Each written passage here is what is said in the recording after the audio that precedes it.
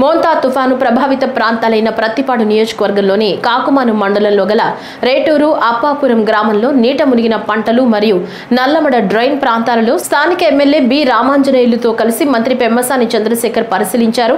ప్రభుత్వం ఆదుకుంటుందని వివరించారు. బాపట్ల అదేవిధంగా కొంత గుంటూరు ప్రాంతంలో నుంచి వచ్చే వాటర్ అంతా కూడా ఈ డ్రైన్ అనేది ఆ రోజుల్లో బ్రిటిష్ కాలంలో కట్టినటువంటి డ్రైన్. ఇది లెంత్ విడ్త్ తీసుకుంటే దీని సామర్థ్యం 22,000 క్యూసెక్కులు మాత్రమే ఇది హోల్డ్ చేయగలదు.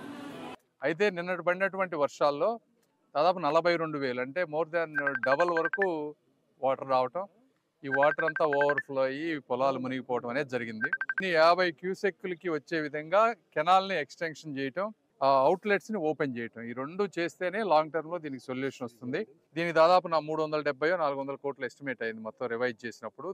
సుమారుగా 450 ఎకరాలు ల్యాండ్ ఎక్విజిషన్ కావాల్సి వస్తుంది ఇదంతా ఎక్స్టెండ్ చేయాలంటే రావాలని. ఎందుకంటే తీసుకొస్తే ప్రతి సంవత్సరం వరదలు వచ్చినప్పుడు మళ్ళీ జరగకుండా శాశ్వత పరిష్కారం జరుగుతుంది అనేది మా ఆశ.